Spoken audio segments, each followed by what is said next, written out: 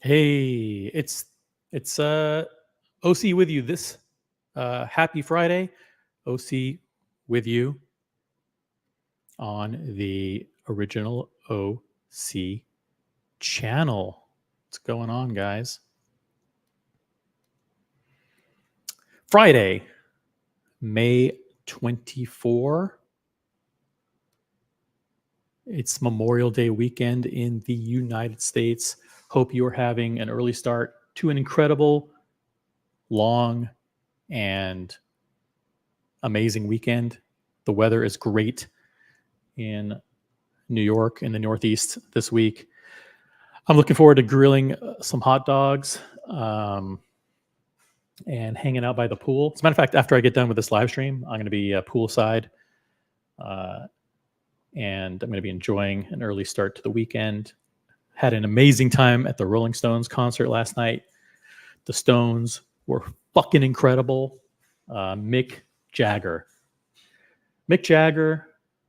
Keith Richards, Ron Wood, these guys are the epitome of rock stars. I mean, what an incredible career to be on the stage, moving like they do, playing like they do after 60 years. It is unbelievable. It's incredible. It's such an accomplishment.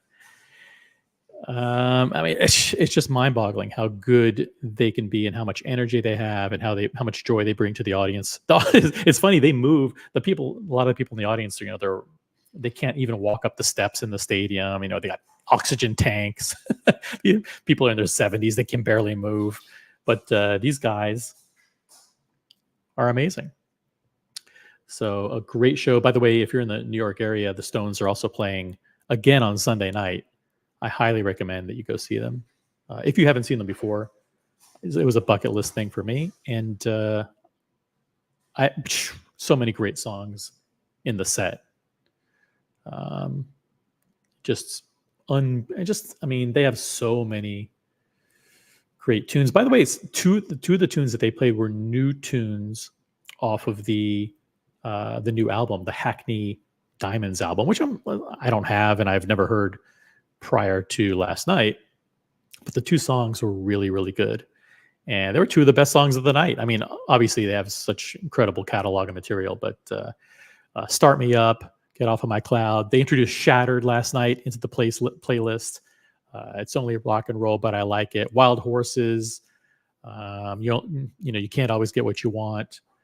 Miss You, Gimme Shelter, Jumpin' Jack Flash, Satisfaction. They were all in the set last night. You can't get any better than the Stones. Hey, we got over 10 people watching. That's cool. Thanks for hopping on the channel. By the way, type in a comment in the chat. I would like to personally greet you. If you can't type in the chat, if you're restricted, that means you're not a subscriber. Please become a subscriber, and then you'll be allowed to contribute to the chat. Who do we have? We have Evan G. This intro never gets old. It doesn't. I gotta give a big shout out to Mookie for creating that. It's known as OC, the gold medal champion, or the Olympic champion, or I'm not sure what the official name of it is, but I've always loved that clip. And now I'm hooked on the song Hypnotize by Nightcap. Check them out on Spotify. The artist is Nightcap. Love the intro. Thanks, guys. Shout out to Mookie and Curly. Logan Hall representing Nashville, Tennessee is in the chat. I'm not familiar with this comment, so I don't want to talk about it. I mean, I've heard things behind the scenes, but I don't have any direct knowledge of what's going on. And frankly, it's it's not worth my comment. I'm going to stay far, far away from that. No biggie. Sal is here. Hello. Did they play Brown Sugar? No, they didn't. That's the only song they didn't play in the set list that I wanted to hear was Brown Sugar. I love Brown Sugar, but my three other favorite, actually, another song that's one of my favorites from Rolling Stones that they didn't play. Actually, I have a couple that are like guilty pleasures that that most people don't like, but I kind of do like. Uh, I'm almost a little embarrassed to say. I'm actually a little embarrassed. But I like Mixed Emotions. I really like Mixed Emotions from the Steel Wheels album. Okay, flame me in the chat. Okay, but I do like that song a lot, and I like Brown Sugar, which they didn't play either. Another one, another. I was talking with some friends earlier, and they're like, "What? They better play Undercover of the Night." Remember that? Remember they had an album in 1982, I think, in 1983 called Undercover, and the big hit of that album was Undercover of the Night, which was a big MTV hit, like a big video hit on MTV. But I don't think the fans really like that song, and I don't think it would play well live. I'm not sure if they ever performed that one live. So, but they did. But my favorites are "Miss You" and "Gimme Shelter" and "Jumpin' Jack Flash." Yeah, of course, and "Start Me Up." And the irony is that I did a short on this channel with the Rolex Daytona, I think, and the song that I used was "Start Me Up" by the Rolling Stones, and then they were playing last night, and I decided to go with a bunch of friends, and I didn't pay the $440, which was the minimum price for a ticket to get in either. I paid about a third of that, well, about half of that.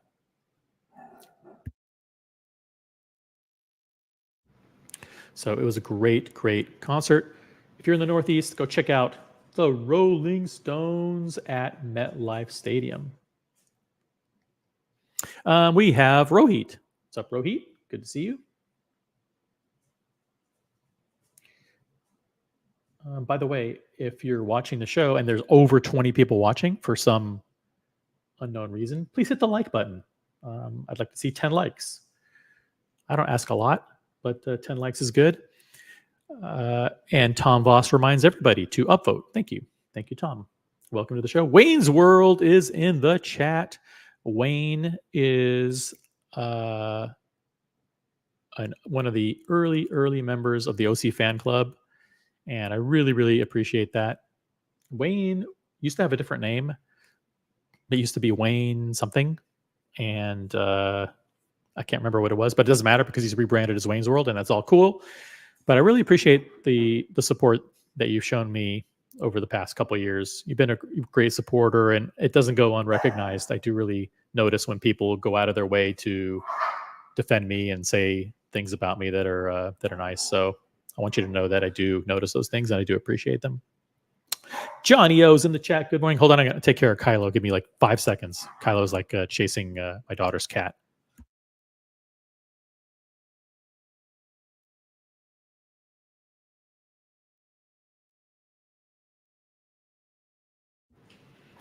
Kylo, be good. Hey, we got Mathis 2.0 in the chat. Forget the trolls. Let's go have dessert at the Versace mansion. Yeah, they had amazing desserts. And I think that Miami is going to be an amazing stop. Unfortunately, you guys already did it. You already did a Miami meetup a couple days ago. A great dinner. There's so many good people in Florida. So many good people. And I think it's a great place to do a meetup. Mathis, you are, I know it's cliche, but you are a legend, my friend. You are, there isn't a nicer guy in the community. Someone whose loyalty I think is unquestioned. And Mathis has always had my back, and he's just a true friend, a guy that is a hard worker, entrepreneur, and he's going places. He's going places because of his integrity, and his hard work and dedication. And you'll never be able to take his character away from him. His true, positive, loyal character. D Rascal is in the chat. D Rascal says, "OC, what do you think the next watch for yourself would be? Never really hear you discuss your aspirations." Great question. I think most people who follow me know that there is one watch that has been requested, that it's one watch or nothing from Rolex, and that is the Platinum Daytona. So Platinum Daytona is incoming. They tried to give me a Seal Daytona. I said, no, thank you. I said, Platinum or nothing. So I've laid down the gauntlet. I've delivered a line in the sand, right? I've delivered the line in the sand, and that's it. They either deliver or they don't. It's like, so they deliver, or, I'll throw the, or I'll ostracize them. Like, well, they're my AD. I can't do that. I mean, they're holding all the cards, man.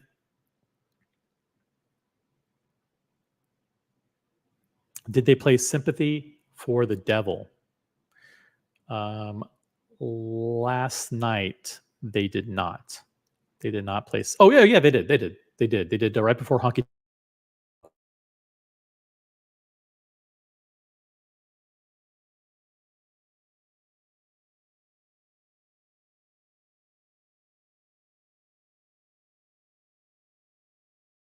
Get that song. That's not for me. I just don't like it at all.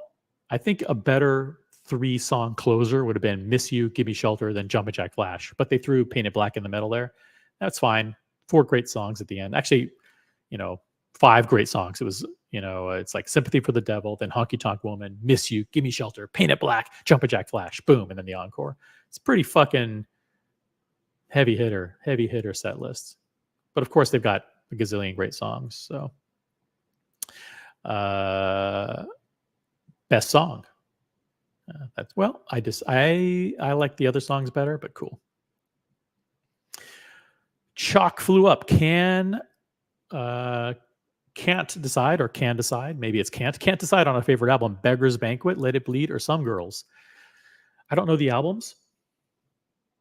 I just know the big hits. And all I know is when I was growing up, Start Me Up was huge. And that video on MTV, because I'm a product of the MTV generation. So like the first video that like really from the Stones that I kind of saw and that introduced me to the band was Start Me Up, where Mick is in that little, like a little pink leotard or like a really tight pink shirt or whatever, and strutting around doing his stuff.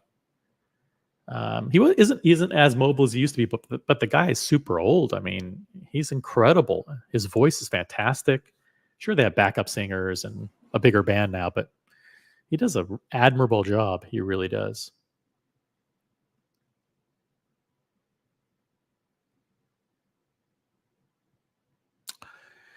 It's a hot, hey Rufus, what's up? It's a hot day here in Florida today. Hey OC, cheers. Don't take any shit. Actually, no one's giving me any shit. Really, really proud of all my friends and what they've done over the past several weeks. And I stand behind them 100%. I stand with them, I'm proud to say. And I'm also, very happy with,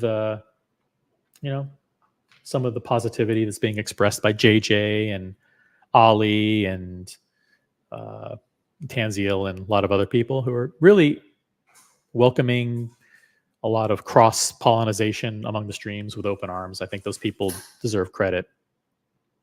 I mean, there are people on our side that definitely want to do. I saw Buckley on Buckley on another channel last night. Listen, you can go wherever you want to go. You be on whatever panel you want. Be in the chat of whatever channel you want, without any fear of retribution or anything like that. And that's a good development, good silver lining out of this whole thing over the past few weeks. I was surprised. I actually liked the Pharrell Williams version back in the day. Pharrell Williams version of what song? Let me know. I will look that up. ChalkFlewUp says Tattoo You, the last best album.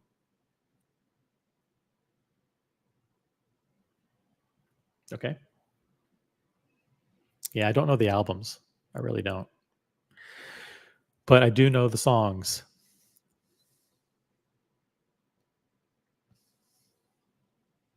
And by the way, it's not just Rolex, because I gotta tell you something, people. Ever since Buckley got the Patek Philippe, I'm a little jealous. I am a little envious. I gotta tell you, for a long time, I've said I've wanted a dress watch in my collection. 2023 was supposed to be the year that I did it. I didn't do it. I don't regret not doing it. But when I do make the move to a dress watch, I think seeing Buckley's in person, that beautiful annual calendar. It's like this one.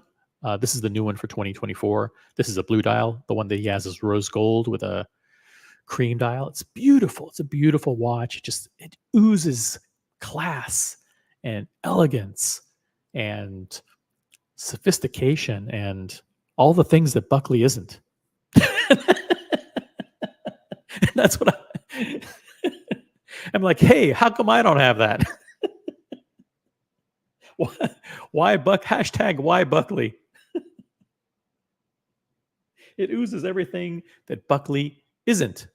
And that's why I'm envious to the core. No, I'd love to see what could happen over the next couple of years to line myself up for a Patek Philippe. Of course, you can get one in secondary. I get that, but where's the fun in that? Where's the fun in calling up the secondary dealer and buying it from them at a discount when you can wait for years and overpay? Yeah, isn't that much more fun? Life. Comment from Johnny O. Life's just a cocktail party on the street. Big Apple. People dressed in plaid. This is obviously some kind of. Oh, this is Shattered. Yeah, Shattered. They did Shattered last night for the first time on this tour. It was okay. It was the backing vocals make it. And also like Mick Jagger's fast lyric delivery in that song. It was pretty good. So I won't repeat the lyrics here, but sing along in your head to Johnny O in the along to the melody of Shattered. D. Rascal says Pharrell did a mix of Sympathy for the Devil. Very good. Okay, I will check it out. Guys, what do you think about dress watches? Should OC get a dress watch in 2024? Or like, no, listen, we know OC. The guy wears fucking shark skin fucking blazers, Skechers, and a fucking drawstring backpack. There's no way he should be wearing a Patek Philippe. Let him stick to his fucking Rolex hype pieces. There's certain watches that OC can't pull off. And Patek Philippe is one of them. If that's your opinion, jump on the show and tell me. I'm not shy. As a matter of fact, if anybody wants to jump on the panel, whether you want to ask me a question or you want to chew me out, go for it. It's FU Friday on the original OC channel. Do a quick stream here, and then I'm gonna hit the pool. I'm gonna relax outside. I'm not gonna be like you guys and watch YouTube all day. Jumping from stream to stream. Speaking of dress watches, would I be right in saying you don't really rate FP Journe watches, or what is your opinion of them? Great question. I don't like FP Journe watches. They're not my design aesthetic. I don't like their hands. I don't like the numerals. I don't like the weird dials. I don't even think the cases look good. So I know it's not a popular opinion, but I'm not going to say there's nothing about FP Journe that I like, but it's almost nothing. And I would probably never buy one. I just don't see it. And I know there are people in the community, actually people who are, that I know that are very big Journe collectors, and they're like, "Oh, see, you don't get it. This is the cream of the crop. This is the top of the hill. You'll understand one day." And maybe I will one day, but my eyes don't lie. A lot of times we look at these watches and we listen to the opinions of our peers instead of looking with our eyeballs. And at the end of the day, I'm the one who has to wear the watch and I'm the one who has to look at it. And if I think it's ugly, I'm not just, what am I going to do? Convince myself that, oh, well, I think it's ugly, but someone else likes it. Therefore I should spend 50 grand on it and I should wear it. I don't think so.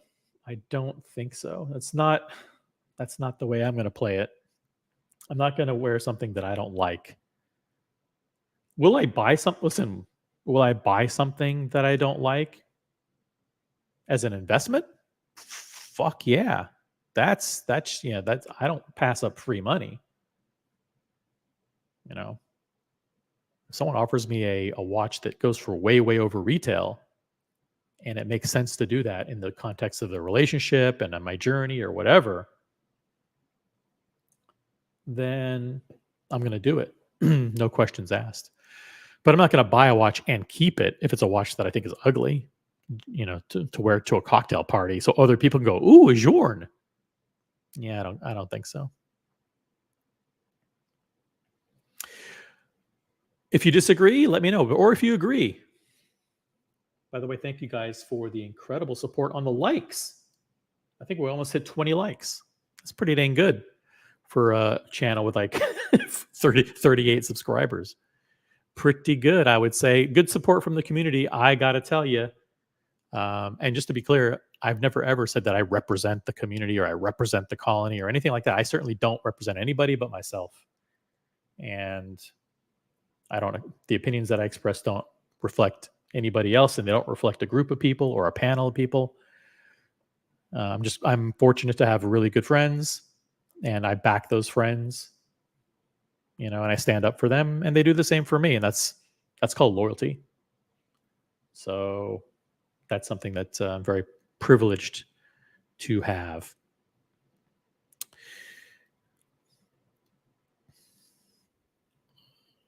Speaking of privileged, someone who loves Patek Philippe and definitely thinks that I should have a Patek Philippe as my next dress watch, Jonathan Quill Higgins. Hello. Hello, OC. What the fuck? You just apologized for calling FP Journe ugly, and now you're repeating here. Are you? Do you ever? I never said that. Did I say that? Yeah. Oh, oops. Oops. No, maybe you can wind back and we start. I think this is a very unfair character smear, Jonathan. I said that it's not my cup of tea. No, you called them ugly. No. I think I said the dial is beautiful, and people who like it, I really respect them. But I can't afford it, and if I could afford it, I would buy one in a second. I think that's what I said. I think I have to check my ears because I had no plans to hop on, and I just thought he did it again. So. Catfished. Listen, I'm not saying it's ugly. Okay, it's ugly for me. I'm not going to buy. I'm not going to buy a watch that I think is not attractive. That's not my style. You just said that it's ugly for you. Well, it's ugly. I mean, what do you want me to say? So there we have it. There we are. That's OC's opinion, and I'm not apologizing. I hope that I'm getting tomorrow. The Pulitzer Prize for my journalistic efforts in getting that out of you. Yeah, clip it, Mookie. Shadooby, shattered. Do you like the Rolling Stones? Not a big fan, actually. I heard that you've been on at a concert of them last night. Last night, it was great. It was great. I got home at 2 a.m.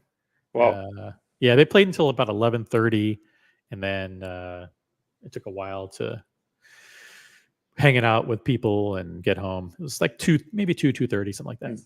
Are the ladies still throwing panties on the stage? No, because they have to hold on to their canes and their walkers and their oxygen tanks. Yeah. So they don't want to lose their balance. And Mick Jagger in his wheelchair can't reach out to them anymore. To his credit, he moves like Jagger. Not to the same extent, but listen, there's that thing. When you see him do those moves and move his feet like that, and he's, I don't know how old, maybe 78, maybe he's even older than, I have no idea how old he's, but I think he's over 80 now. that's just it's an amazing accomplishment. It's a feat of human perseverance. The fact that he can be the focus of a crowd of 50 or 60,000 people like that night after night. It's incredible. What does it say about the benefit of the constant drug abuse? hey, let's not. I have no direct evidence that he's done any kind of chemical abuse. Evan G's in the chat. He says, "Man, I love the idea of dress watches, but I just struggle with the leather straps. I just prefer bracelets. Maybe in the future, or something on sailcloth or rubberized."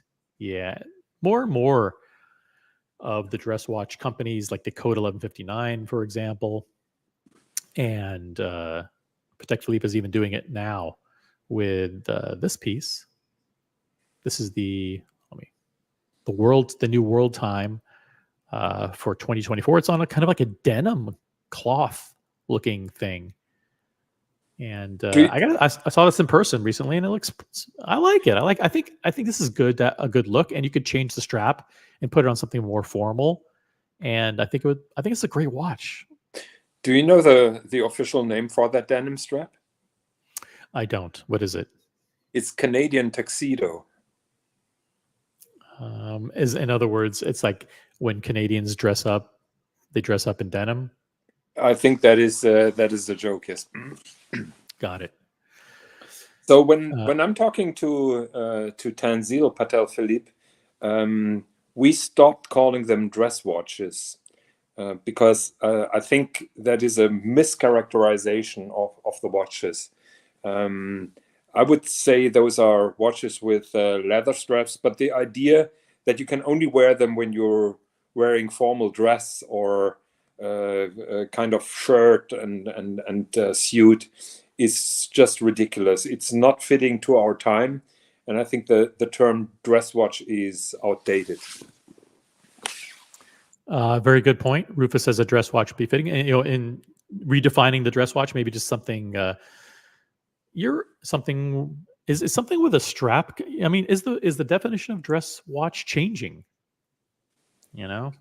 I will try to play my part in that revolution. Okay, good. Because it's no, go ahead. It's an old term that applied to those formal watches that were found on leather straps, but I think the design, just you mentioned the code 1159, and no matter how you stand with it, this is not a dress watch by any code. And I think pun intended.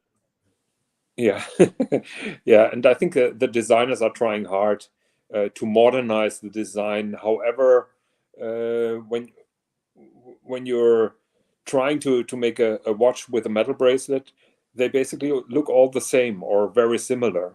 So you can't escape a certain formula. It's very, very hard to compete with certain brands' metal bracelets, and it makes it look.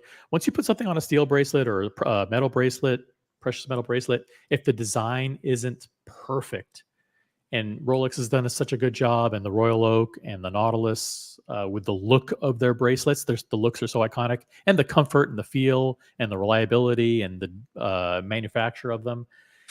At least I'm talking about Rolex on that last part. That it's hard to compare. It's hard to compare. So that's why they're putting. I mean, it's not the reason why they're putting these watches on non-metal bracelets.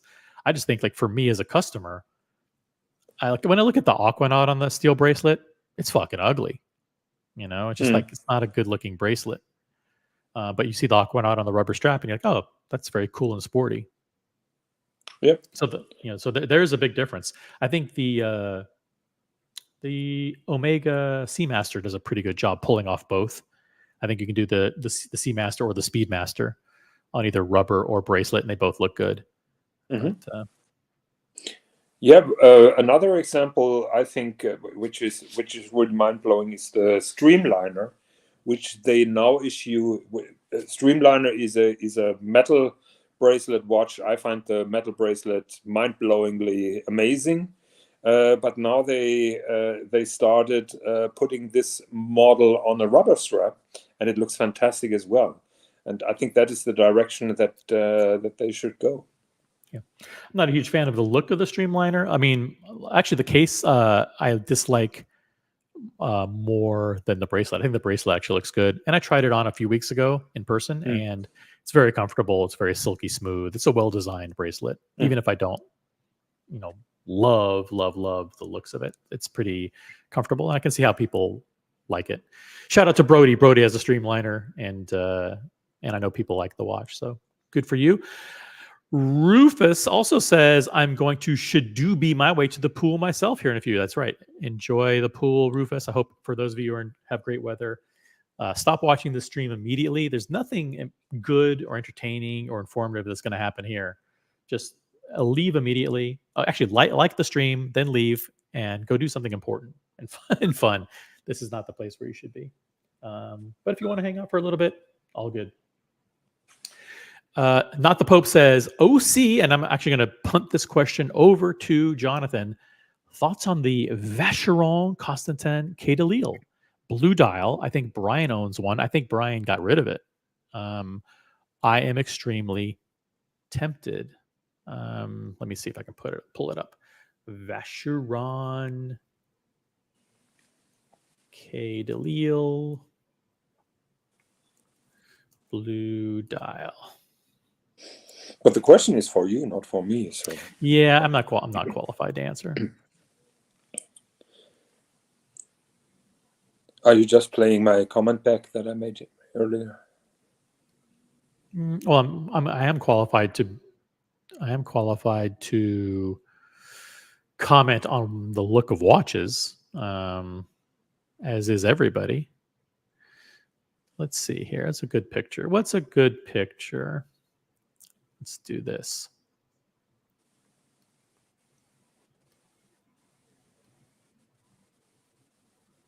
Is this it? Apparently it is. I'm not very familiar with the product lines of Vacheron, so I trust that you brought up the right watch. Yeah. Is this the one, or is this an older one?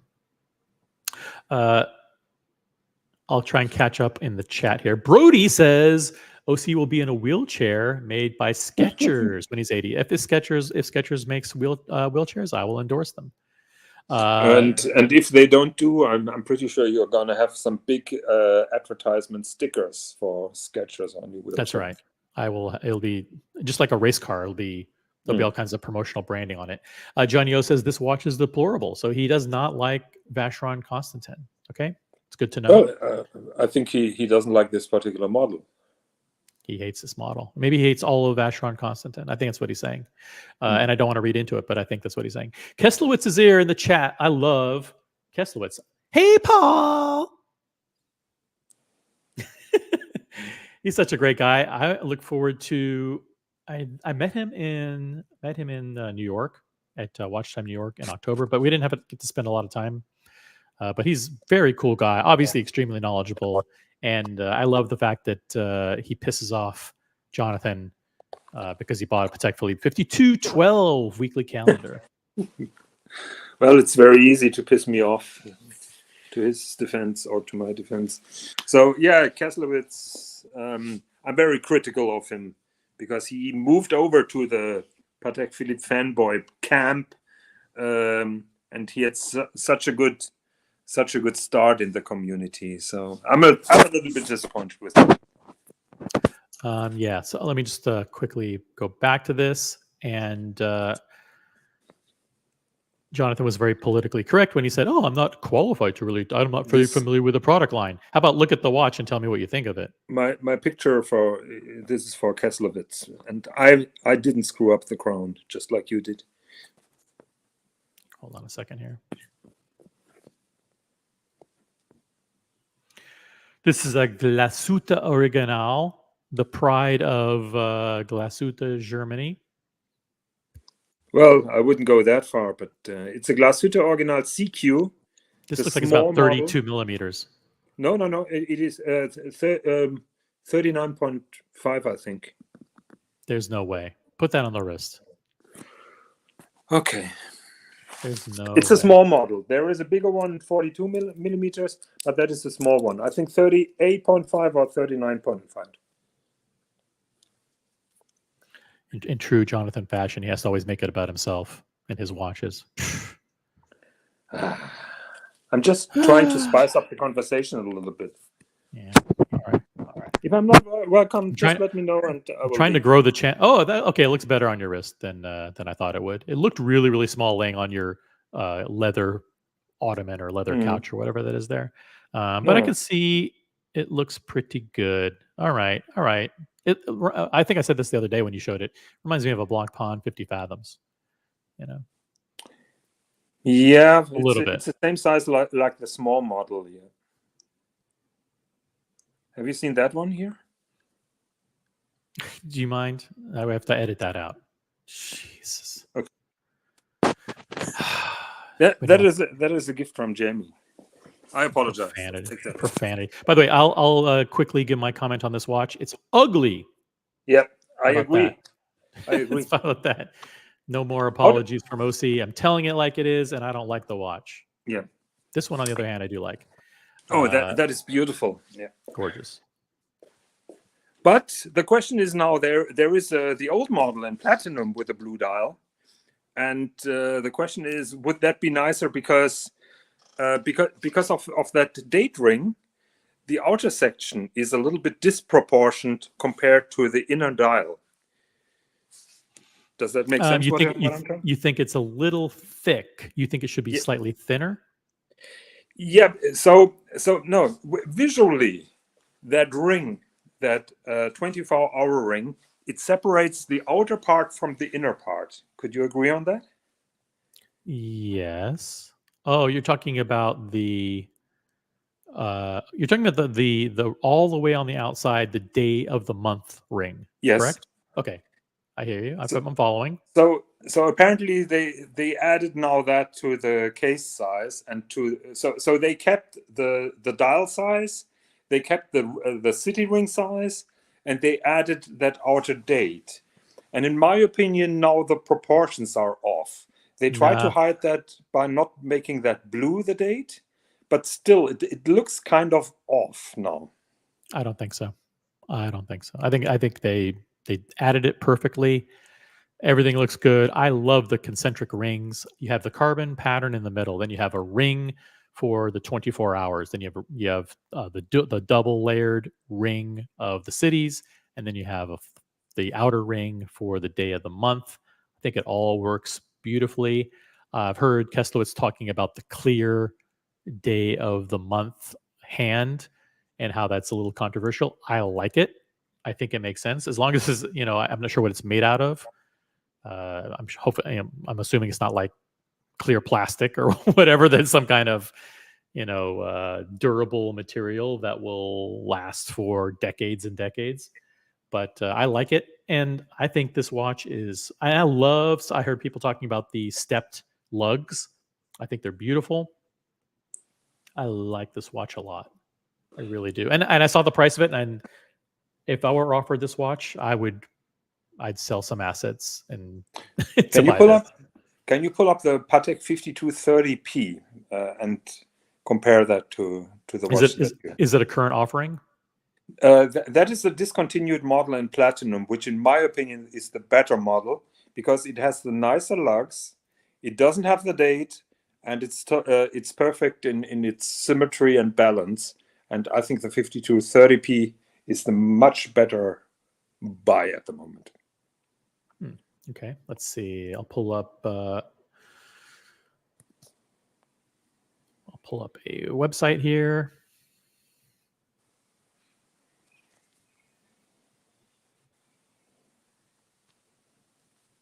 Bear with me. Sorry for giving you stress. No stress at all. The audience can wait. This doesn't have great pictures. By the way, that hand for the date is made out of glass. Okay, good to know. All right, here we go.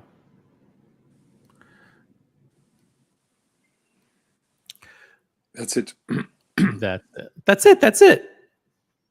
So here you have a guilloche pattern in on the dial versus that stamped carbon fiber pattern. Mm-hmm. You have the same color combination, but you don't have the outer ring with the date. And I think this watch is way more beautiful, particularly because it has those separate lugs that are a reference to the best world timer of all times, the Patek reference 2523. That is the way better offer than the watch that you've just been showing, in my opinion. So you like the design of these lugs? Is this all? Oh, are those yeah. lugs welded on, or are Yes. they? Okay, okay. But they're not only welded on. I had the privilege to see how that really works, because the idea is they have this casement and they're welding those lugs on, but it's way more complex. So what they're doing is they carve out a kind of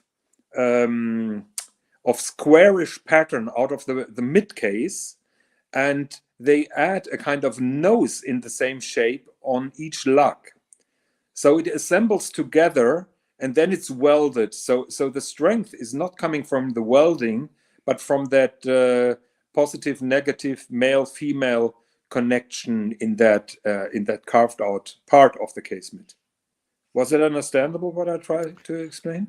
It's understandable to people who want to learn about watches, yeah, and that's like probably like 99% of the people listening. So yeah, okay. So they're not only tucking those lugs on; they carve out a part of the casement and they add this part on the lugs so that it goes together well and has much more strength than a simple welding. Gotcha. I thank you very much for that explanation. I really do appreciate it. It's good to learn. You like fell learning. asleep. No, I did not. That. I want to catch up a little bit on the chat, so just bear with me for like 2 seconds while I say hello to BW in Florida. What's up, BW? Thank you for being in the chat. I want to say hi to Johnson EDC. Hope everyone's having a great Friday. Thank you very much. Keslowitz, as I mentioned. Chavez asks a question in the chat. Are there any Tudors that you like? The answer is no. I would never own a Tudor. Sorry. I mean, are there Tudors I like? Sure. The Tudor Tiger, which is the Tiger chronograph, I like. I mean, by like, I mean like that's one that I think is aesthetically a good-looking watch. And I like the original Tudor Submariner with the rose on the dial. I think that one's nice. But would I ever own it? No. What about you, Jonathan? Tudors are not for me. At once I played with the idea of getting a Pelagos, but fortunately didn't pull the trigger. And thank God. Yeah, good. Guys, yeah, don't waste your time with Tudor. It's garbage. I wouldn't say it's garbage, but you have to be honest. It depends a little bit on your situation. I'm hearing of people who are advanced collectors who then enjoy a Tudor. That's totally okay. But let's be honest, most of the guys who are buying Tudors are on their way up to a Rolex. And a Tudor is a step on the way of a Rolex. And if that is the case, and I would guess that in most cases that is, it is just a compromise. And you will never be really happy with it.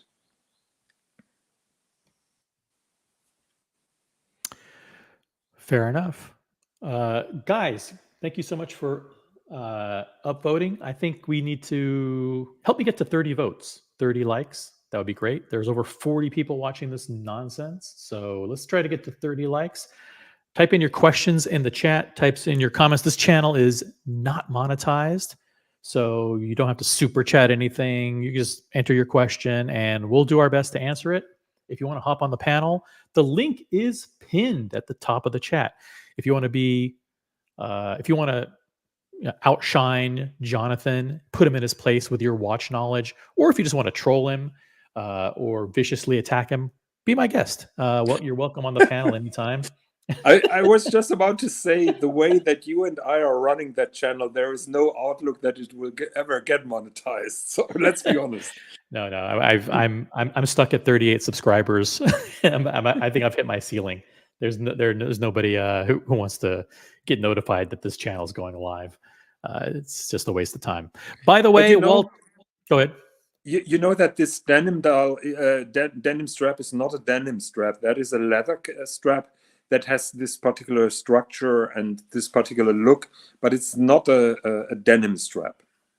I understand. But it's not cloth on the top, you're saying? Nope. It's leather. Wow, it's leather that looks like Denim. like a clothy denim material. Cool. We have a Walter de Rouge. I hope that's how you pronounce it in the chat. Good picture of the kitty there. Finally, weekend. Yes, best start by putting my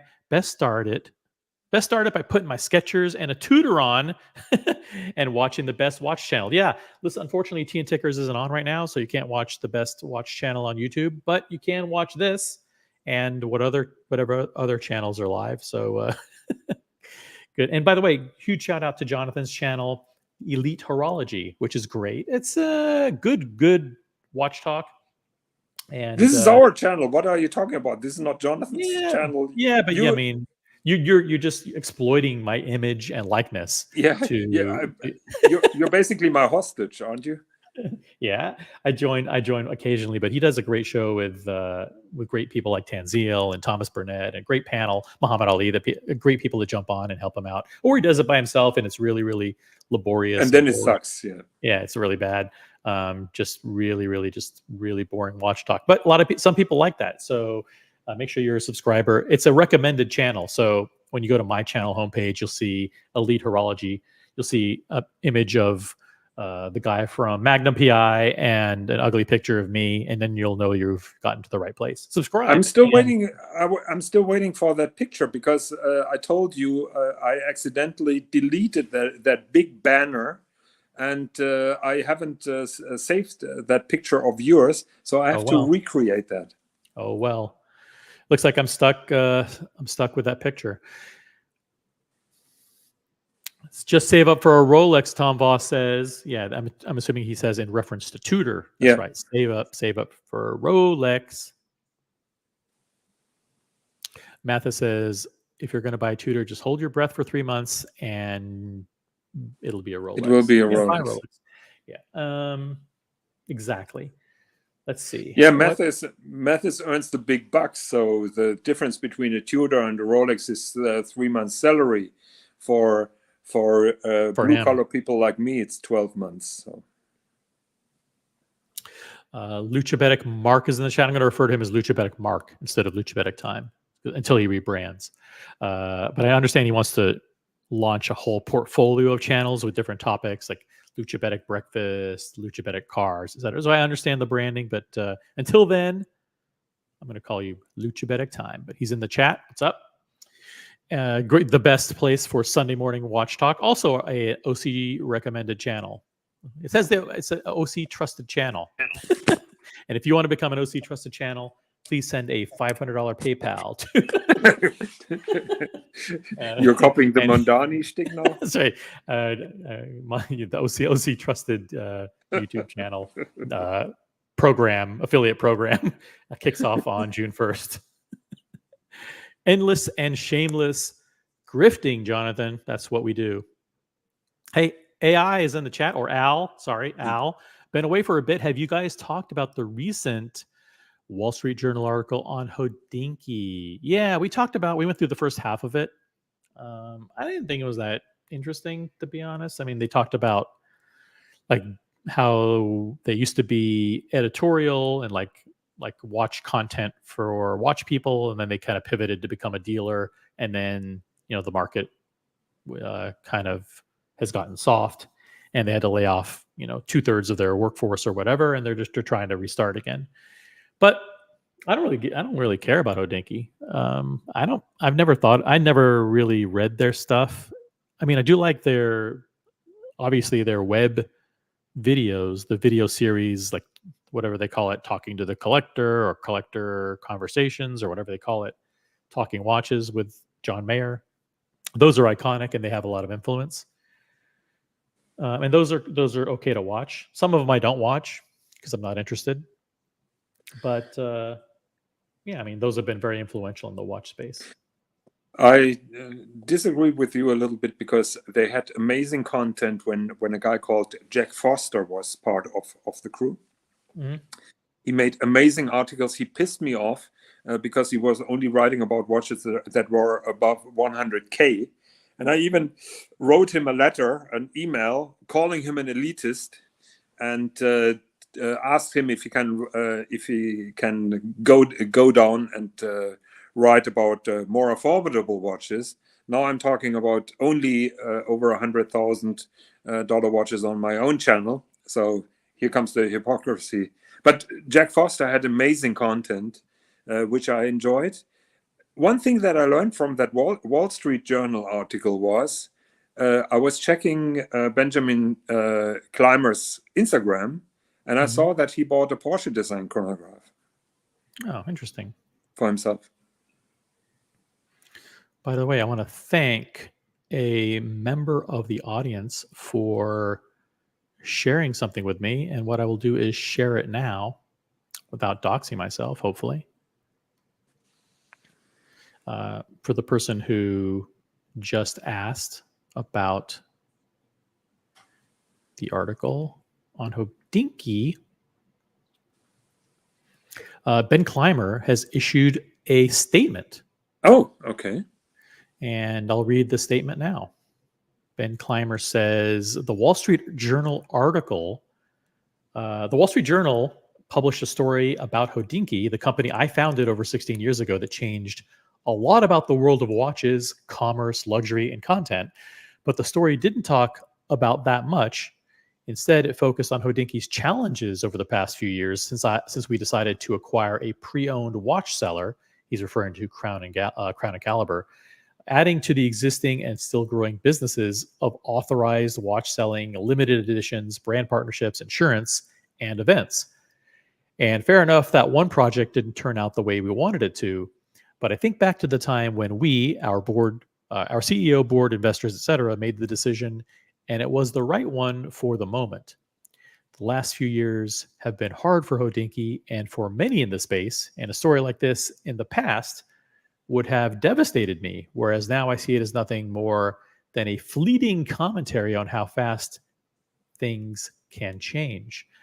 The life of any business, like any person, is long and winding. The life of Hodinkee is already 16 years old and far from over. I'm incredibly proud of what we have accomplished and what we will continue to do to make the world of watches better. Our platform is still the one by which all others are measured. Our audience is still the most engaged and continuing to grow, and our product team still the best in the world. All this to say, stay tuned for more to come very, very soon. Okay. I have a question, OC. Mm-hmm. How much did you charge him for writing that article? I did not. I have not tried. This is something that one of the viewers just sent me right now because the topic came up. I want to thank you. But you're the expert in damage control, so. I am good at damage control. I think he does a good job reminding people that maybe the Wall Street Journal article focused a lot on just the part of the business that was associated with acquiring Crown and Caliber and how that didn't turn out well. But that was such a tremendous, unfortunate miscalculation on their part.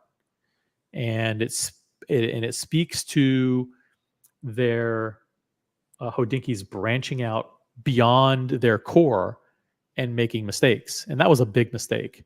And I think while they do have a great audience and it may be continuing to grow, I think you hear a lot of discontent from the audience saying that they've strayed away from their core mission and got involved in things that they shouldn't, which is mainly becoming an AD.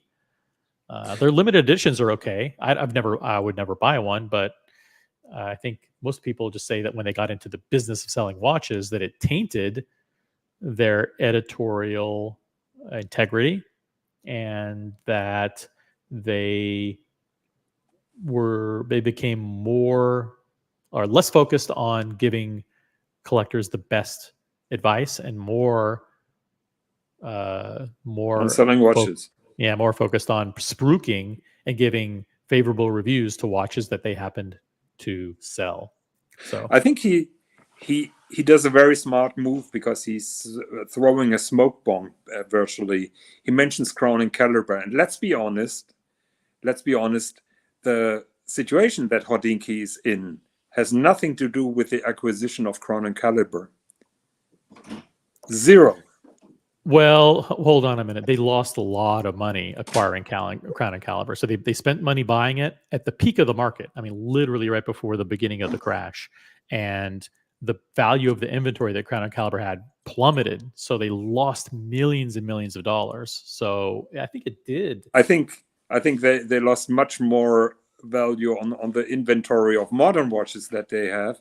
And the tide that is turning against them is due to the fact that they moved from giving watch advice to selling watches and shamelessly spruiking them and being too commercial here right now. So I can't see a big. I don't know how much Crown and Caliber cost to acquire. I don't know the levels of warehouse that they have, the stock. But I think the problems are with the retail brands that they're having at the moment and the high level of stock that they have there. Mm-hmm. Okay. I just know that they were in desperate straits, and they had to reach out to the people who held their loans. They had to seek additional funding and additional loans or terms or whatever. So listen, they're not in great financial shape. No. So there you go. Oh, see, I have to feed the cat, and my dinner is almost ready. I have to go. Are you eating the same thing? Are you eating the same thing that the cat is eating? That who? Are you both having tuna for dinner? No, we are not having tuna. Actually, I'm gonna barbecue a burger right now, but I have to feed the cat before. He's staring at me and said, "Did you forget me?" So I have some things to do. I hope that your show recovers from my presence, and that the hope so too. are going with your appearance on the panel, the viewership has increased from 20 to 50. So you are an incredible draw. Yeah. So I'm the mule that pulls in the viewer numbers. Yeah, I catfished you on by talking about Patek Philippe and how great it is, and now you've contributed to growing my channel, which is exactly how I wanted to use you. It's not going to happen again, but thank you very much for the catfishing. Have a great Friday night, Jonathan. Have an incredible weekend. I'll probably talk to you a couple, during the weekend, or pop on a show. And all good, man. Okay. Bye-bye. Yeah. Cheers. Now that Jonathan's gone, we can actually get real watch people to jump on. So please, the link is pinned at the top of the chat. I want to go through some additional comments here. But feel free to ask questions, and if you want to jump on, feel free. Eddie Foo's in the chat. Eddie Foo, upvote. Eddie Foo, are you rebranded? Are you the Eddie that I know? Hold on, give me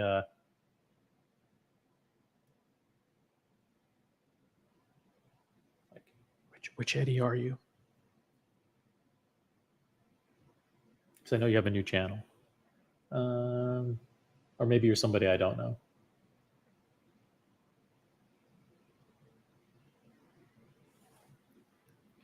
Hey, Dodger's in the chat.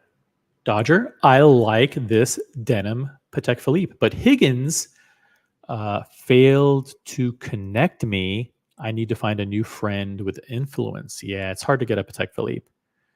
Yeah, we're not all Buckley, who can just pull a Patek Philippe out of a hat.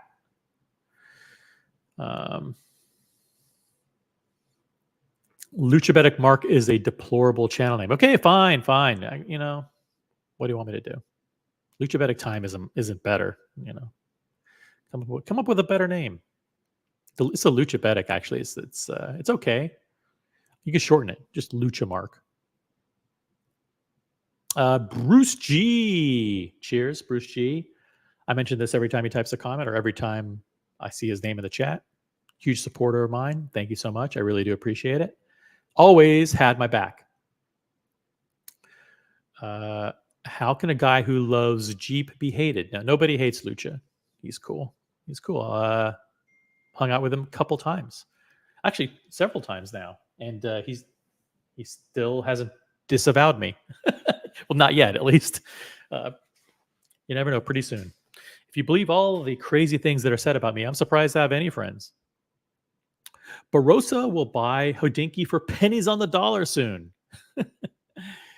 I'm not a representative of Barossa, and I cannot speak for the company. But thank you. Luchabetic Time says, Logan, those breakfasts are deplorable. Yeah.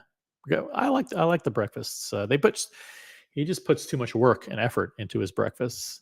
I throw two eggs in a pan and I throw it on toast and that's it. I'm done. Whole milk is in the chat. I love whole milk. Whole milk. Let's see. Whole milk has a wrench. That's how much I trust whole milk. You know, whole milk is not a troll. He's actually an extremely knowledgeable guy. And if you ever reached out to me privately, it'd be cool to have his information because I really do respect him. The Wall Street Journal article focused too much on the part of the business that tanked, that tanked the rest of the business. Yeah, it tanked. I'm here as a marginal troll. Can we pivot to drama, peace, and love? We can pivot to whatever you guys want to talk about, but I'm not going to comment on things about which I don't have direct firsthand knowledge. So that's the caveat. Ryan Singer is in the chat. Ryan Singer is in Puerto Rico. I just doxed him. He's enjoying the sun and the surf and the tranquility of Puerto Rico. We love Puerto Rico. We love Puerto Rico.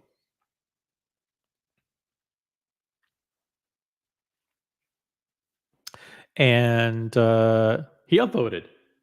And you should too. Holy cow, we have over 40 upvotes. You guys are the best. I got to say, you are the best. You know, as much as I rail on the low IQ trolls, I got to tell you, there are zero low IQ trolls in this chat. Mainly because my mods banned them against my wishes. My mods are very thin-skinned. They do not stand for trolling at all. Shout out to my favorite mod, Christopher Negroni. He does a great job. Every moderator on this channel does an amazing job. And by amazing job, I mean by not timing out anybody. Don't ever time out or remove people. Don't ban people, please. Please just remove a comment. Thank you very much. Use your discretion. The wrench requires discipline and temperament. Let's see. What else do we have here? What else do we have in the chat? OC conned me into going to a show with a broken pixel. Yeah, that's right. There was we went to the Sphere in Las Vegas, and out of the millions of pixels there was one broken pixel. Should have asked for a refund. Eddie Fu, yes, I'm the same guy. Eddie Fu. What's up, Eddie? Mal is here. Afternoon from Great Britain. Hey, Mal, are you going to London time or Time London or the London in Time or It's Time into London or something like that? There's a show coming up in a few weeks in London. If you're going to that show, I'd love to know in the chat. Shout out to the organizers of Time London. Hope it's a good event.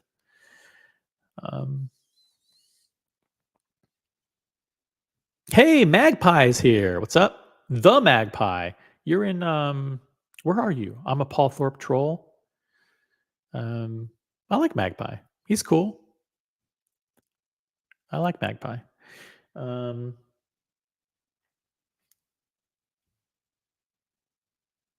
Magpie, where are you located? I apologize for. Are you in the UK? Sometimes I confuse you with Madman because Madman I know is in Australia.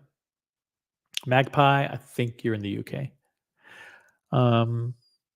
Seriously, OC, you were a fantastic host to me and Mrs. Dodger. Hope to do the same for you in London in a couple of weeks. Thank you very much.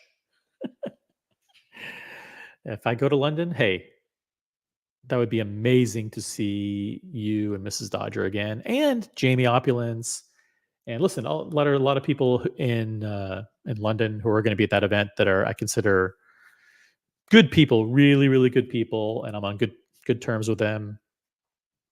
Contrary to popular belief, I actually am on good terms with them.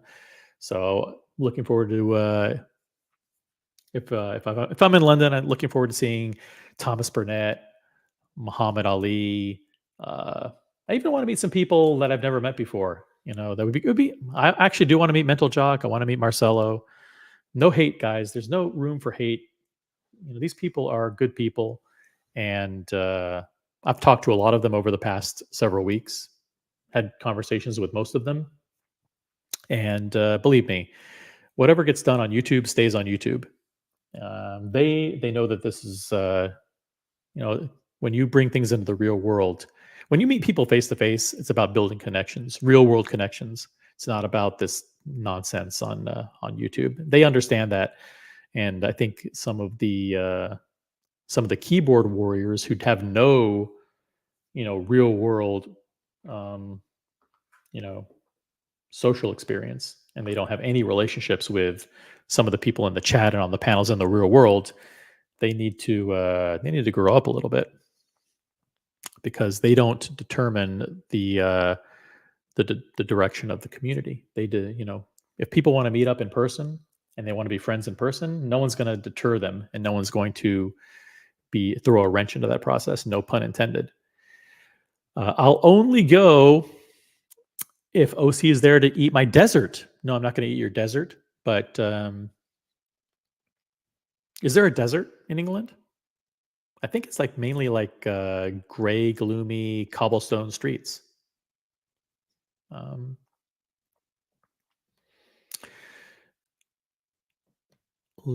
having an issue with my StreamYard just a little bit. Just clicking on things. It's just a little weird. Hold on a second. Let's see. Oh, Magpie's in Plymouth, UK. Okay, cool. It'd be an honor to meet Magpie in person. Where the Mayflower set sail from. That's very cool. All right, cool. Chielski's here. Chielski's had offered some spicy comments in the chat before. He hasn't maybe been my biggest fan, if that's fair to say. I don't know. I don't want to mischaracterize your position on me, but you doing a big meetup in October for a New York event once all the stream, now that all the streams are in peace now, 100%. And I don't want to talk about it because I don't want other people to get in trouble. But we're absolutely thinking about doing one giant monstrous event. And I think you guys know with whom that event would be planned. And actually, that person's probably going to be taking the lead on it because he's done a very big event before in New York. What's really, really difficult is we're going to have to try and find a venue that fits 70, 80, 100 people.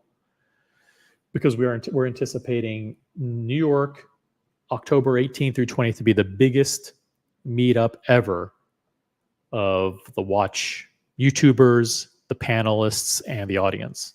So it's going to be huge. And yes, we are doing it, and no one's going to stop us. And listen, it's better. I know this, like the theme of the show is peace and love. Like the peace and love tour begins now. It's, we are absolutely committed. Absolutely committed. JJ, Tanzil, myself, Marcelo, Ari, Boston Collector, America, Diego. I don't want to mention names. I'm not trying to name drop. I'm just saying, like, everybody with whom I've talked, we're absolutely 100% committed to building bridges, building a bigger, more positive community. We'd like to welcome you in it.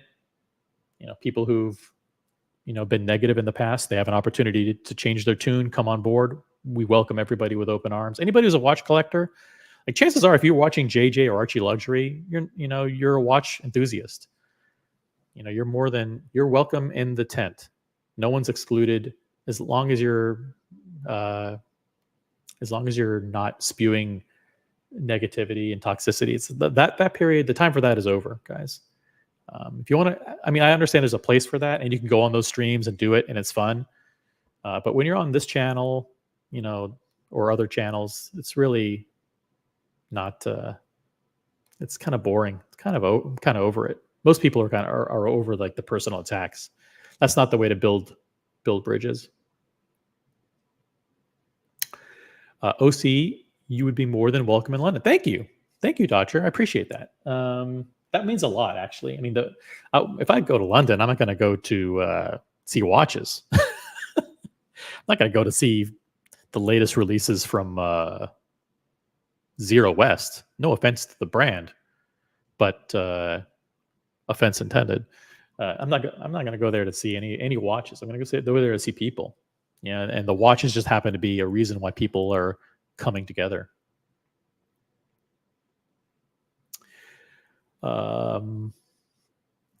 Guys, this show is going to get real boring real quick if you don't ask some really great questions. The spicier, the better. And if someone doesn't jump on the panel, because this show by myself, like, no one wants to hear from me. I know it's the OC channel, but really no one. Holy cow! I just got a message from somebody. Yikes! First of all, I need to make sure my screen isn't visible. Oh my god. That's very unfortunate. Okay. Speaking of unfortunate, wow! This person's been on before, not on my channel ever, but he's been on the community channel. In Miami before. Hey, welcome to the panel.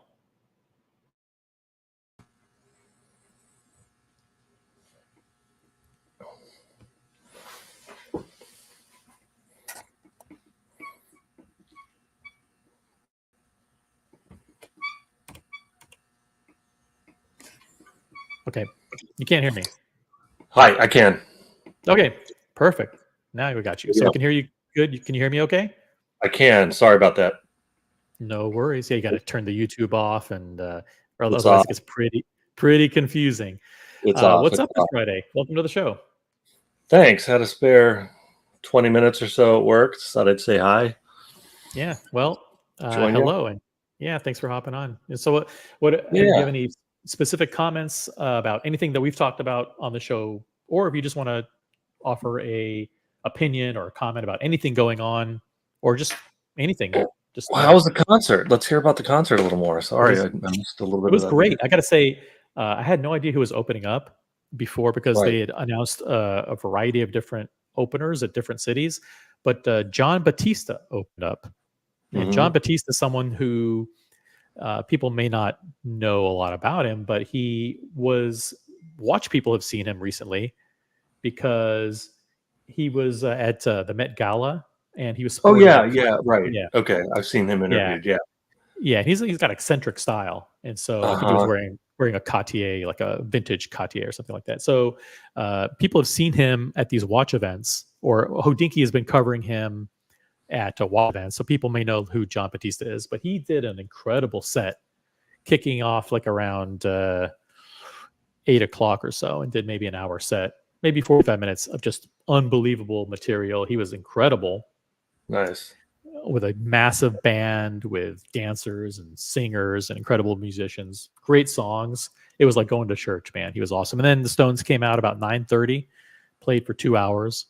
All the hits. You know, not every single hit, but, you know, Start Me Up, Honky Tonk Woman, Miss You, Give Me Shelter, Jumpin' Jack Flash, It's Only Rock and Roll, Shattered, Wild Horses, Satisfaction. Can't Always Get What You Want. Yeah, it was amazing, and great stage. It was actually, from a stage perspective, from a production point of view, it's kind of bare bones considering what they were charging for tickets. I mean, you're packing a stadium of 50,000 people with an average ticket price of probably $300. So it was a stadium show? Yeah, stadium show. Nice. Nice. So the production was bare bones compared to like if you saw Taylor Swift would be 3 times bigger, you know. Okay. Nobody fell down? Nobody fell down. Nobody tripped and fell. Yeah. Mick was Mick. He was fantastic. So Right. yeah, it was great. Good show. Nice. Are you are you a music guy? What are your favorite bands? And do you Yeah. So I've seen this. It's been a while since I saw the Stones, but definitely. I mean, with you, same thing. Like I think Tattoo You, which was the Start Me Up album from the early '80s, was definitely my introduction to the Stones. But luckily, I had some older siblings who kind of got me into music early that were into Zepp and AC/DC and classic rock and the Stones and all that. But I'm a big Rush fan. Oh, me too. Seen them probably more than any other band. And then what era? What era did you see them? Oh gosh, kind of crossing over from 90s mostly. So I think we're probably closer to the same age. So I saw them in high school in the mid to late 80s. But all the way up till their last tour, and then just like 5 years ago, 6 years ago. So yeah, my wife's brother is a drummer, and his favorite band was Rush. His favorite drummer was actually his favorite drummer was Terry Bozzio, but his second favorite was Persons. Yeah. So like Rush was I loved Rush, and I started. Actually, I'm more of a fan of like starting with Grace Under Pressure era, So Grace Under Pressure, Power Windows, Hold Your Fire, Test for Echo. I think like that whole thing, where they had a little bit more keyboards and synth. But I saw them obviously in the 80s and 90s, and loved them. Right. One of my favorite bands. Right. Well, on another note, I was fortunate to kind of bring it around to your topics. I was. It's been mentioned on here. I won't dox myself or whatever, but I got to meet up with a few of the guys about 3 or 4 weeks ago when they were here in Northern California, and Double D and Logan and Tim was out. Red at Napa Valley. Cars, exactly. So we had a great time, but we spent a fair amount of time talking music, and I think we had talked about. I think Hemispheres is still my favorite album, a Rush album that I mentioned. Okay. But it was really interesting. We were talking about 80s new wave too, Cars and Double D and Logan and I. And so my tastes go from the Stones to the Smiths, and everything in between. So I'm really into that era too. But yeah, just getting ready for the long weekend. I have to send a text message. Just bear with me real quick. Yep. So, yeah, when is that New York? October 18th through the 20th. Okay. Yeah.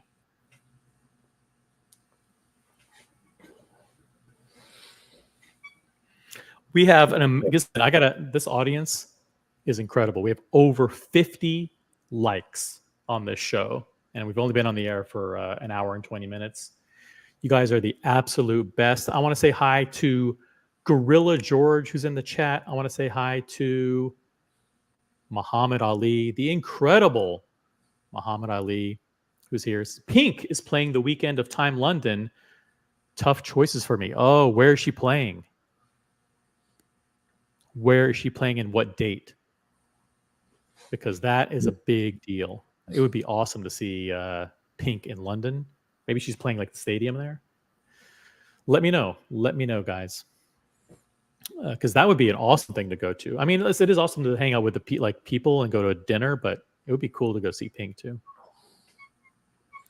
Let's see who else is in the. We did halftime show a couple years ago. Super Bowl. She's amazing. I've seen her several times. She's very, very good in concert. Mr. Tudor to use in the chat. Hey OC, any prediction on this year's Copa America winner? U.S. hosted and starts in June. I have no idea what that is. Go Britain. What's the Copa America? I'm not familiar with it. Sorry, I'm not going to comment on topics about which I am completely unqualified. Speaking about topics, soccer. It's the north of the Americas, Canada. U.S. Yeah. Central America, South America soccer tournament, I believe. Okay. Right. Yeah, I'm not a big soccer guy. By the way, I want to, if someone has typed in a comment and I haven't said hi to you, please let me know. Type in your comment again because I like to say hi to everybody. By the way, speaking of people who like to comment on topics about which they're completely unqualified, Crappy Luxuries here. Crappy, good to have you here. Good morning. Crappy, free to jump on. The link is pinned at the bottom of the chat. MJ says, tell us in detail from the first day you remember as a child up until now. I'll tell you this, the first word I ever said, believe it or not, well, one of the first words I ever uttered was McBanus. And McBanus was my way of saying McDonald's, believe it or not. So I loved McDonald's that much. So there you go. God, a lot of cool people from England in the chat. I got to tell you, holy cow, look at this.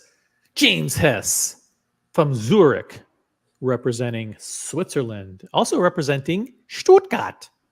But for now, he's currently in Zurich. Good to have you on the panel. Great meeting up with James in Geneva. Sounds like a great show. So yeah, the show's been incredible so far due to the great Jonathan Quill Higgins jumping on and ChalkFlewUp. I don't know if he's talking about our show or the Stone show. No. He's talking about our show. Our show, of course. This is the best show. Thanks, James. It is a great show. Thank you. By the way, some of the wineries that you went to were just unbelievable wine. I'm not a wine guy, but from what I understand, Opus One or whatever it's called, and then the Promontory, I think, is another one. Those are like really exclusive wineries, right? Yeah. I mean, they're just you just throw a rock, you'll hit a great winery. Funny enough, I as I joked with Double D, I'm one of like two people in Napa that don't drink. So I joined them for dinner. I met them for lunch and a couple of dinners, and it was just a great time. But yeah, they had an awesome time at the wineries. Opus One's beautiful, Promontory. Between Double D and Cars, they had the wineries covered, so I didn't have to offer a single tip as far as that went. I was kind of in charge of the dining out part, so it was a blast. Meetups are really so much fun.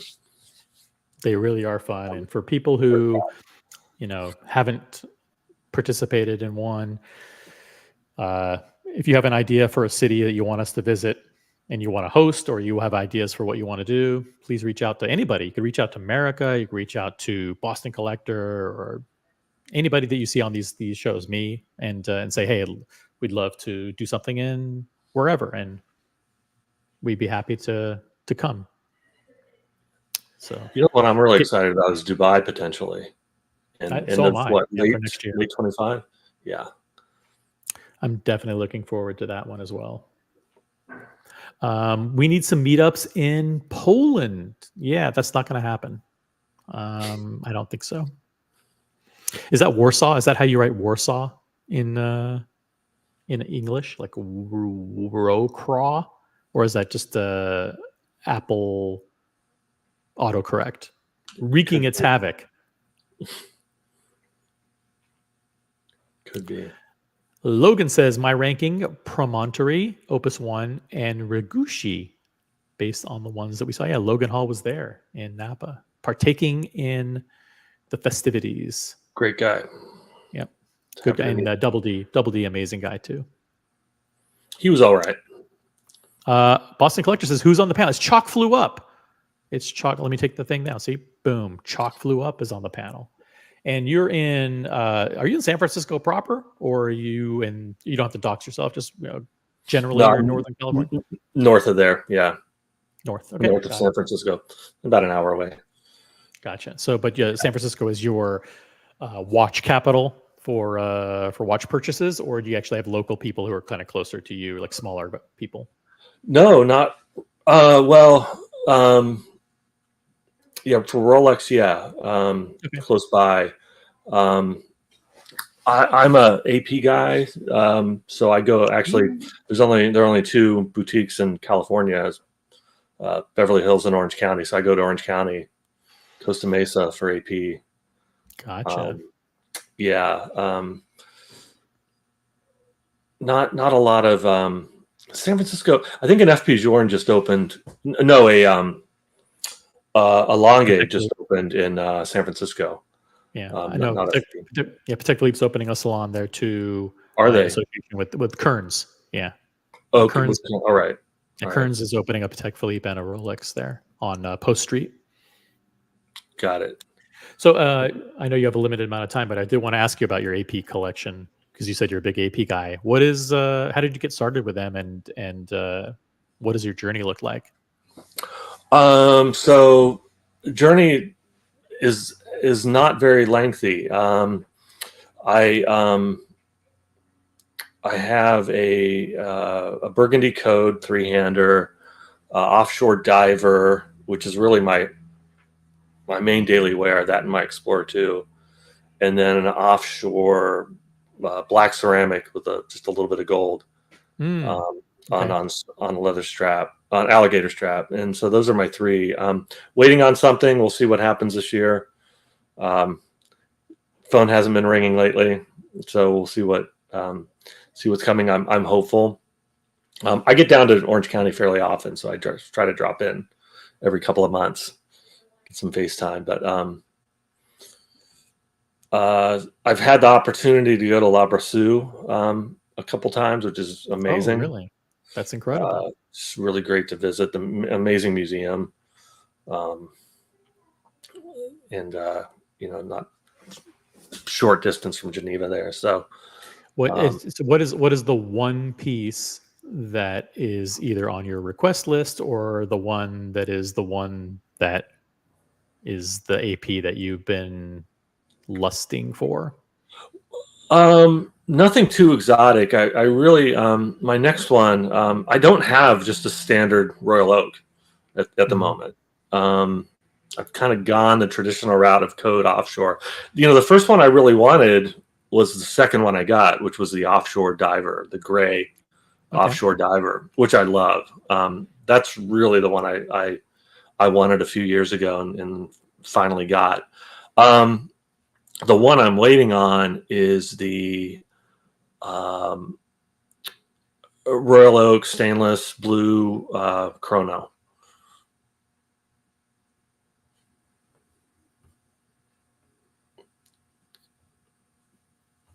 Hold on, my internet crapped out for like 2 seconds. Okay. What was the which one was it?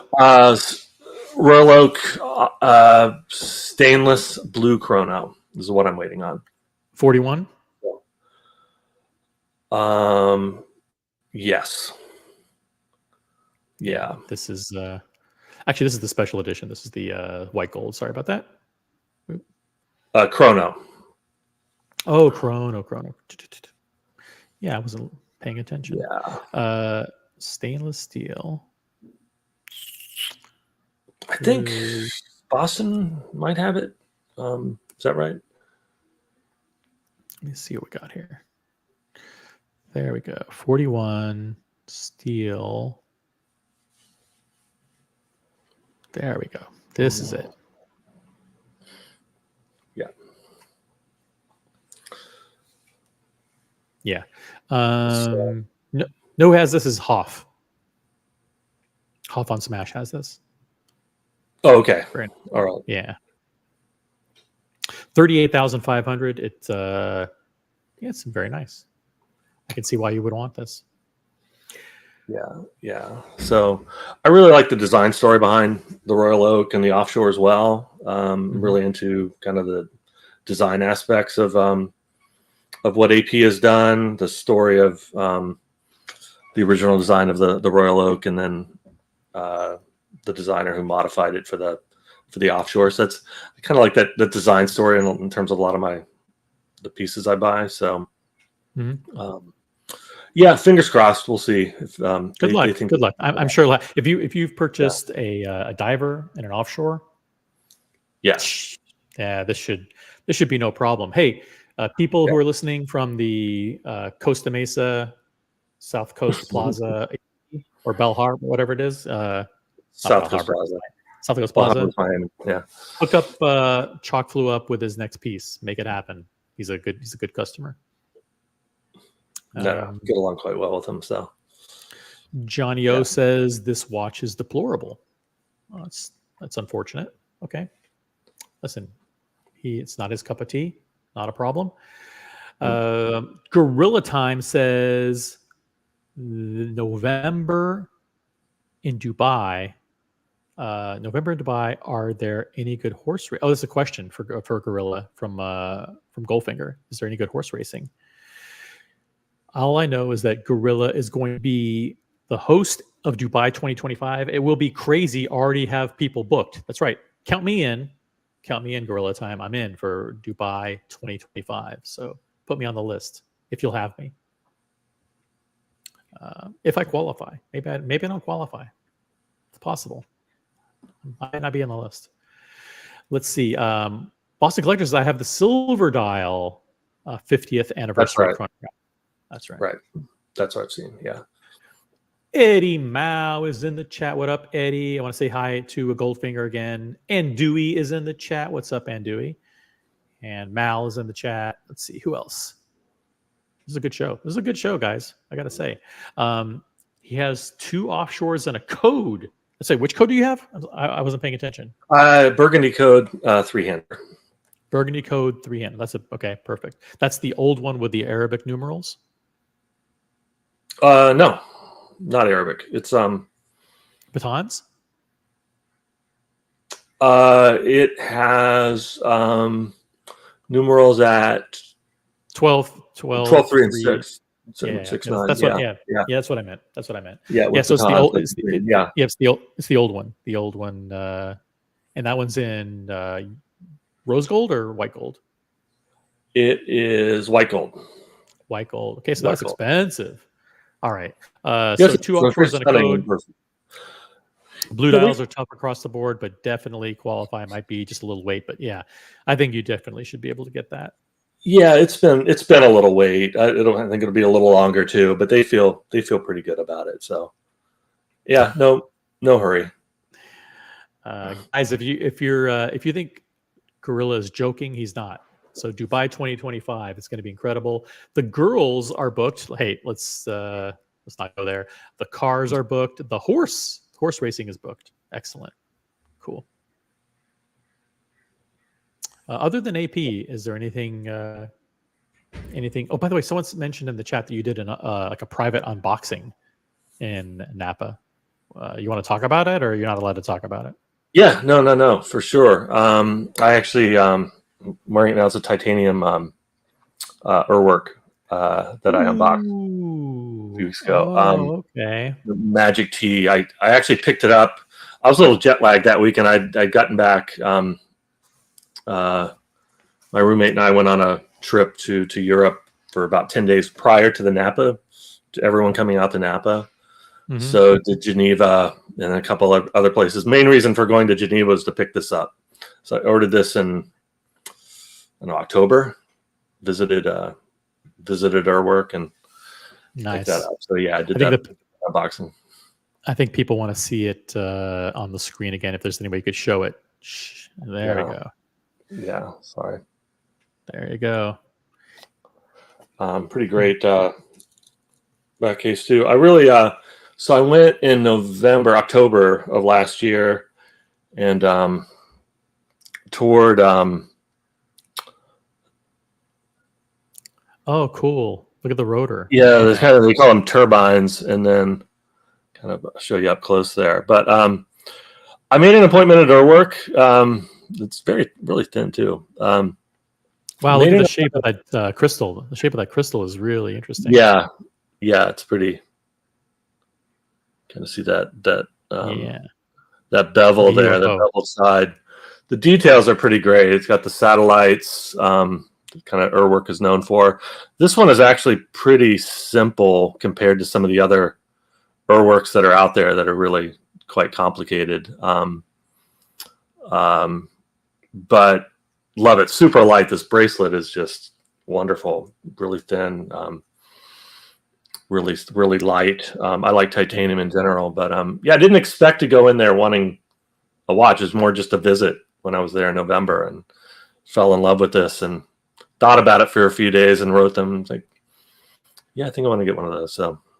So the manufacturer tours do work when you go there, or you go visit the brands. They are able to listen. I've had people do that. I've done it a couple times with Richard Mille, or I've taken people into Richard Mille, and the boutique director talks to them for a couple hours, and they're like, yeah, this is. I mean, they liked the brand before, but it's just, hearing the story and how passionate they are about what goes into the brand and their engineering and, the community of collectors.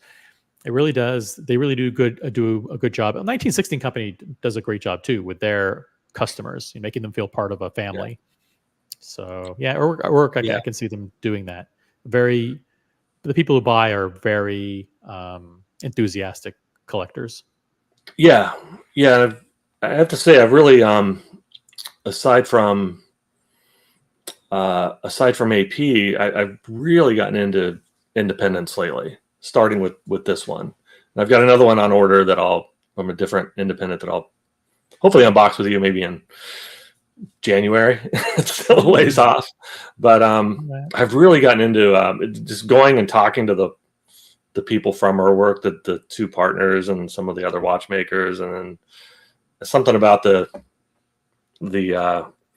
travel aspect, going there, meeting with them, talking to them one-on-one. It's learning more about the brand. So definitely independents have intrigued me lately. So very cool. And if you can show that bracelet again, I think that's a titanium watch and a titanium bracelet, but it's really a really nice design. Yeah, it's very soft. I mean, I could stand to lose one link. Now that I've kind of acclimated to it here with this climate. Yeah, but, interesting how the design of the bracelet, it just drops immediately. The case and the end link just drops way down, so it doesn't flare out. Yeah, really soft. But Logan Hall tried it on. He said it weighs nothing. It does, yeah. And this one also comes in I think the bezel's titanium. It also comes in a violet. It's kind of a violet rubber strap. It's kind of cool, but I think I'd get tired of that. But it's basically the same design, same face, same satellite layout. But this one definitely is a little more under the radar. As far as wearing it, not as loud. So I think I would have gotten tired of the violet. So yeah. Got it. Now that particular collection, because when you go to their website, they have like a gazillion collections. UR100, I believe it's called. If you look at the 100 LS or 100V, or is it 100V is the violet. It's the UR100T, or they call it the Magic T for titanium. Okay. Let me see if I can find it. Should be able to find it.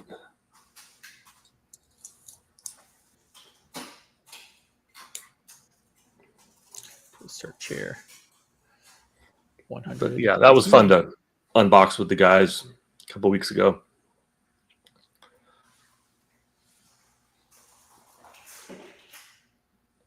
I think it's 1001, maybe. Or is that? That's carbon? not it. That's not it. Let's see. This is not it. But let's see. No. Like I said, this one's pretty tame compared to some of their other. Go down to the UR100V. It was just there.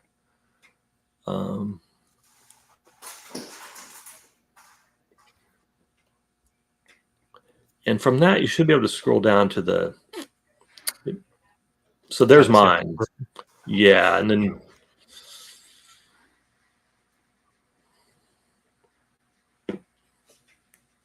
So that's basically the same design. You can see, okay, so the bezel is actually violet. The strap was white. Got it. There you go. Okay, so there it is. 100V Magic T. Yeah. Okay. Yeah. So it's a lot like the Star Wheel layout. They actually have the clock in their studio. That was from the 1600s, I think. That kind of the first version of a Star Wheel.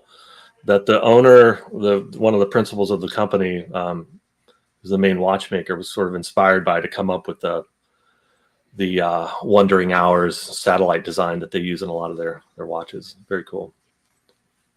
Cool. Yeah, it's nice. Cool.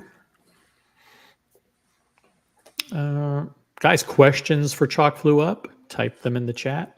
I think it's very cool for him to jump on and share. Drop the link if anybody wants to hop on the panel. Is there a long wait? Gorilla wants to know. Not as long as others. So I ordered it in early November and picked it up in late April. So waited a lot longer. Not sure about their other models. Doesn't have the weight here. Do you happen to know the weight in grams of this particular piece? Oh my gosh, I don't. I'm surprised it's not on there. I mean, it's by far the lightest watch. The lightest watch I own. I have a titanium Seiko diver from like 5 or 6 years ago, but it's pretty hefty. So even that has this is so thin. Great question from Mr. Tudor to you. He asks, are you a tennis player? I am. Hence the name. Hence the name. Are you amateur, or were you ever like college or professional or anything like that? I played junior. I didn't play college, but played all growing up. And once life started, I stopped for a while and have really gotten back into it in the past 10 or 12 years. Yep. But the famous John McEnroe outburst from Wimbledon, hence the name. Yeah. Got it. So you and I must be the same age if you remember that. Oh yeah. I grew up watching Bjorg versus Connors and Bjorg versus McEnroe and all that stuff from the 70s and early 80s. Still watch all the time. Who's your favorite player of all time? All time? All time, I'd have to say Nadal. I still think he's the GOAT, in my opinion, no matter what people say about Djokovic. But it's hard to argue with Djokovic's numbers. But yeah, I'd say Nadal. Yeah. Nostalgic. I love Jimmy Connors.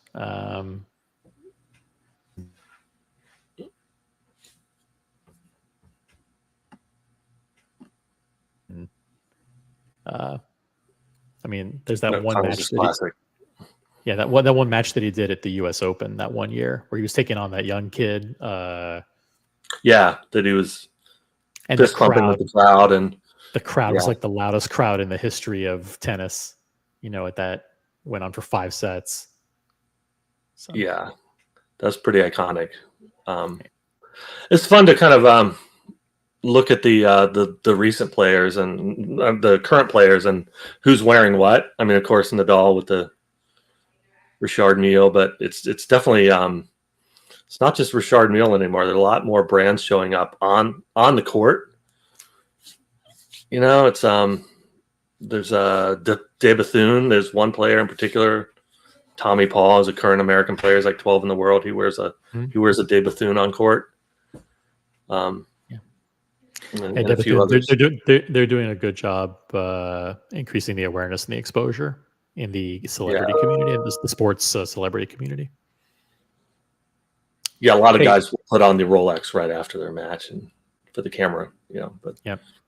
I want to thank ChalkFlewUp for coming on. I think I'm going to call it a show at this point. Don't go anywhere. Stay on because we'll do a quick after show. If anybody wants to talk to ChalkFlewUp privately, if you can stay on for a few minutes, then jump on the after show. If not, I want to say please hit the like button on the way out. Thanks for joining us for this 2-hour show, and really appreciate it. And enjoy the weekend. Go out and have fun with your families, with your friends, and have some barbecue and do all that good stuff. And have a great weekend, everybody. Peace out, and we'll see you on the next one. See ya.